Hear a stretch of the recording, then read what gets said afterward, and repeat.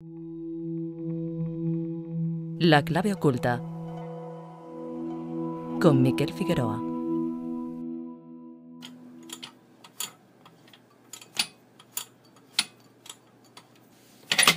Vivimos en un tiempo de cambios rápidos y a veces hasta dolorosos que nos obliga a readaptarnos y reciclarnos constantemente en muchos aspectos de nuestra vida. El dinero, las finanzas, es uno de esos aspectos. Hoy tomaremos como guía un libro que nos propone un cambio de mentalidad que acompañe al cambio de paradigma social y económico que estamos viviendo.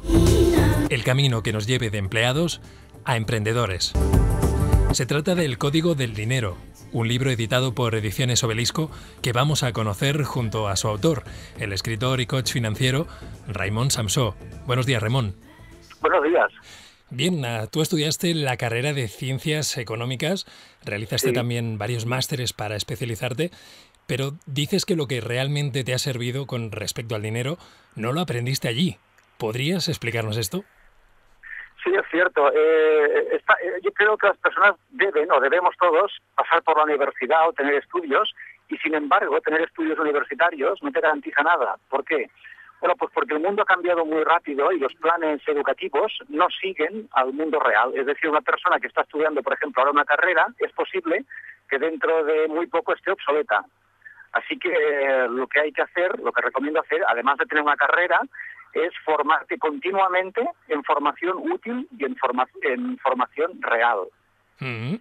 Bien, hablemos de la inteligencia financiera, un requisito básico hoy en día para moverse, para saber gestionar el dinero. ¿Cómo podríamos definir esta inteligencia financiera?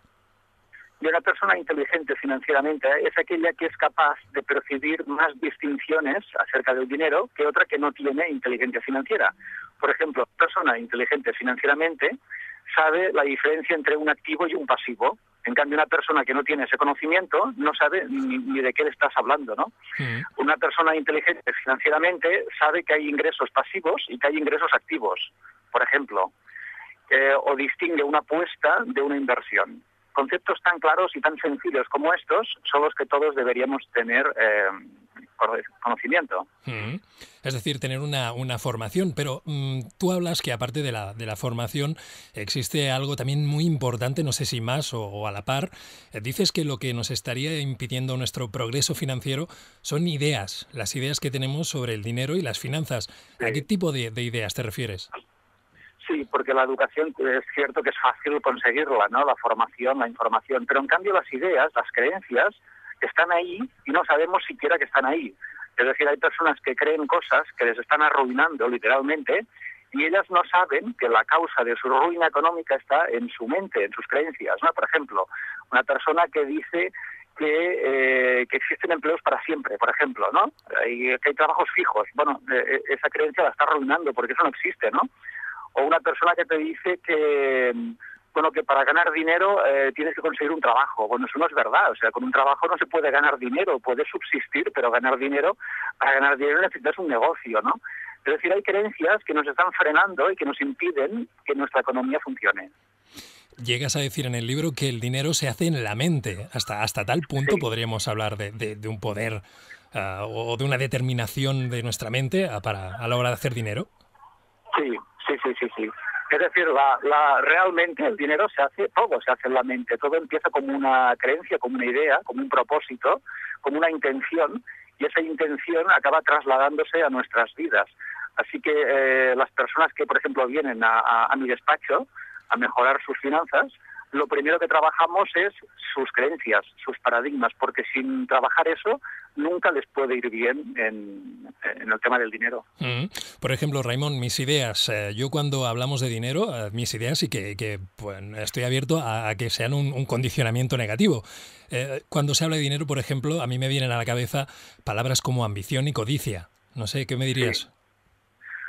Cuando se habla de dinero, vale, entonces fíjate tú que tú estás haciendo un anclaje, estás relacionando el dinero con unas emociones muy negativas, así que siempre que estés pensando o hablando de dinero te vas a sentir muy mal, y si te sientes mal estarás peleado con el tema del dinero. Es decir, habrá una enemistad entre tú y el dinero, tú no sabrás por qué, pero es porque hay esa creencia inconsciente de que el dinero es igual a codicia, y lo cual no es cierto. No tiene nada que ver, porque el dinero no es neutro, no es ni bueno ni es malo. Es todo lo que hagamos con él. Bien, hablábamos de la formación. Necesito, supongo, ideas de contabilidad y otros aspectos que nos ayuden a manejarnos con el dinero. Dices que en las universidades o en las escuelas la educación financiera deja que desear, si es que existe, porque muchas veces uno cree que cuando sale del colegio no le han enseñado nada al respecto, ¿no? Sí, el dinero es un tema tabú en el colegio, es decir, no se habla nada, no se explica nada sobre el dinero en la escuela. Así que las personas crecen con una ignorancia financiera tremenda y cuando son mayores no saben cómo resolver sus problemas económicos. Yo propongo que se empiece a hablar del dinero y que se dé formación financiera a los niños desde bien pequeños. Comentas algo en el libro, además, con respecto a esta educación que recibimos, y es que creo que es muy profundo y es básico. Nos enseñan a no cometer errores. ¿Crees que esto puede habernos marcado? Sí, tanto.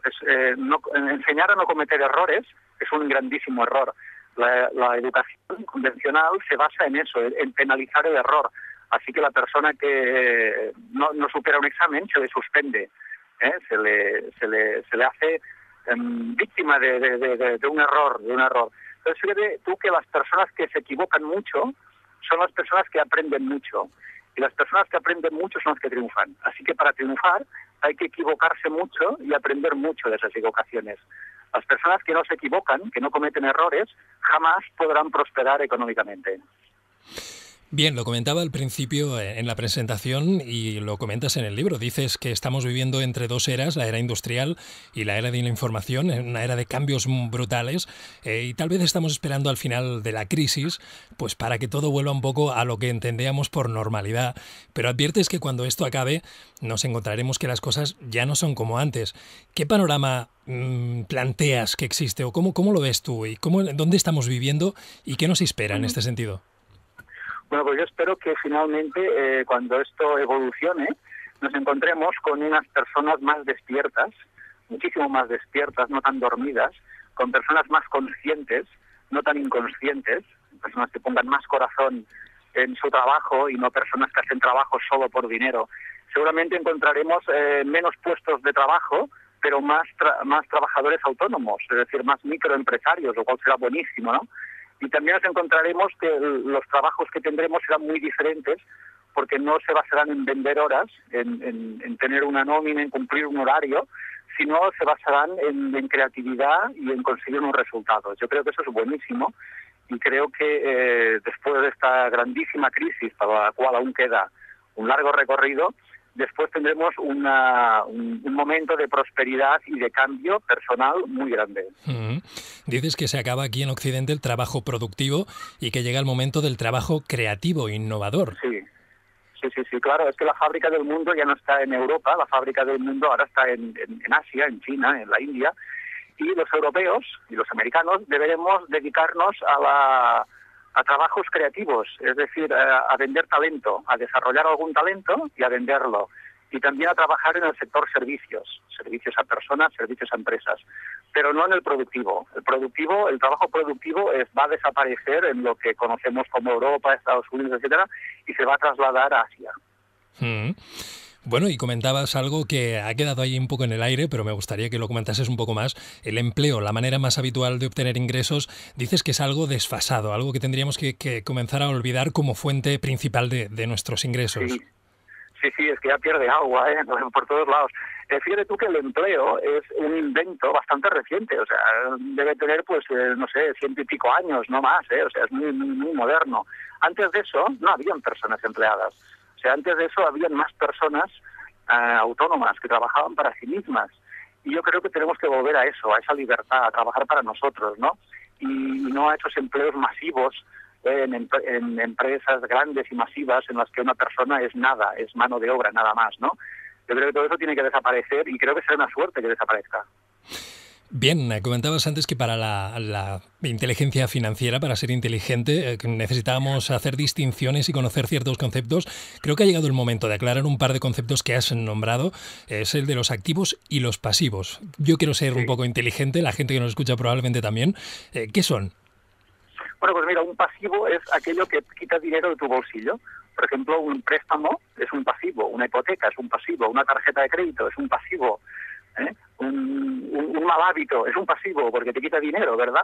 En cambio, un activo es aquello que pone dinero en tu bolsillo. Tan fácil. Pues ya sea un negocio, ya sea una propiedad, ya sea un buen hábito, etcétera, ya sea un talento. Entonces lo que ocurre es que la gente tiene muchos pasivos y pocos activos. Así que las cuentas no le salen, porque le sale más dinero del bolsillo del que entra. Claro, entonces la gestión correcta es bien fácil, es tener muchos activos y pocos pasivos. Sí, exacto, pero dicho así tan sencillo, la gente no lo entiende, porque a nadie se le ocurre que es posible tener varios activos. Es decir, a las personas ni se plantean tener varias fuentes de ingresos. Es que ni se lo plantean, o sea, es una cosa que no cabe en su mente, porque ellas están entrenadas para tener nada más que una fuente de ingresos, solamente una.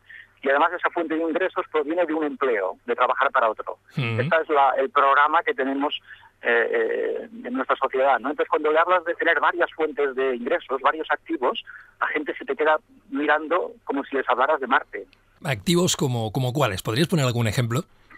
Bueno, fíjate, mira, yo que soy escritor, ¿no? Pues tengo 12 libros escritos, cada libro es un activo. ¿Por qué? Porque una vez escrito el libro, ese libro trabaja para mí toda la vida pagándome royalties. Así que yo, sin hacer mucha cosa, después de escribir un libro, estoy cobrando durante años y años y años los royalties de ese libro. Esos son activos, ¿eh? O cuando tengo una tienda online como la que tengo, pues ahí tengo un activo, porque esa tienda está trabajando para mí tanto de día como de noche. Una persona que tiene un alquiler, que tiene un piso alquilado, un parking alquilado, eso es un activo, porque eso está trabajando para ella y le está pagando un alquiler cada mes. Etcétera, etcétera. Y si hablamos de un negocio, pues también sería un activo, una empresa, un negocio, etcétera. Bien, en el Código del Dinero propones pues tomar las riendas, ser emprendedor, y de hecho la segunda mitad del libro está dedicada a ponernos en acción y bueno, pues yo casi que escucho a la gente pues preguntarse, de acuerdo, pues ¿cómo empezamos? Bien, lo primero que hay que hacer es leer este libro y otros más que están en esta línea y que les van a dar otra mentalidad. Después de leer estos libros, las personas cambian de mentalidad, empiezan a ver cosas que antes no veían.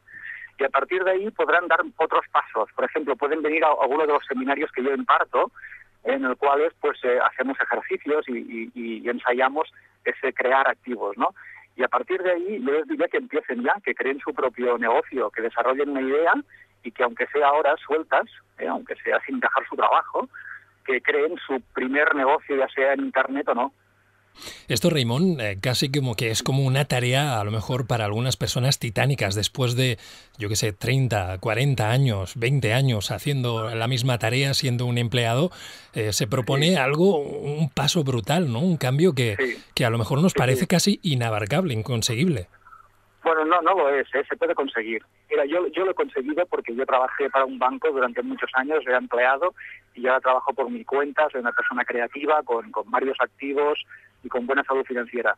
Eso, si lo hago yo, lo puede hacer cualquiera. Es decir, eso no es... Incluso es buenísimo hacer eso, porque esa persona se va a liberar de una posición muy poco humana. Esa persona lo que va a hacer es crecer, se va a desarrollar y va a aprender muchas cosas. Bien, me quedo para acabar con un concepto del libro, un concepto que propones, que es buscar aquello que te apasiona, buscar lo tuyo, ¿verdad? Sí, porque como vas a tener que hacerlo mucho tiempo, muchas horas, muchos días, más vale que te guste, ¿eh? Yo creo que lo peor que hay en la vida es hacer cosas que te disgusten, ¿no? Aunque te las paguen bien. Es lo que me ocurría a mí con mi empleo en el banco. Me pagaban muy bien, pero es que no me gustaba, ¿no? Entonces eso es una pesadilla. Entonces lo que hemos encontrado es algo que nos guste, que nos haga disfrutar, que queramos aprender mucho de ello y si lo hacemos bien, pues habrá cola, es decir, la gente nos pagará, nos contratará, tendremos clientes. Además algo que sirva, ¿no? Algo que sirva para de alguna manera ayudar a los demás. Claro, sí, con que me guste a mí no es suficiente, además tiene que ser útil para alguien, porque si no es útil para alguien, porque alguien iba a pagar su dinero por una cosa que no le sirve para nada, ¿no? Así que lo que tenemos que hacer es buscar un problema que queramos solucionar, es decir, salir al mundo, buscar un problema que queramos, que nos guste solucionar, y si lo hacemos bien y lo solucionamos muy bien, yo te aseguro que te irá muy bien económicamente. Bien, pues ahí está parte de este Código del Dinero que podéis descubrir en este libro, editado por Ediciones Obelisco y que hemos hablado con su autor, Raimon Samsó. Muchas gracias y un abrazo. Gracias, suerte. La Clave Oculta. Síguenos en Facebook, Twitter y en el blog del programa, laclaveoculta.blogspot.com. Escúchanos en iVoox y en Edenex, la radio del misterio.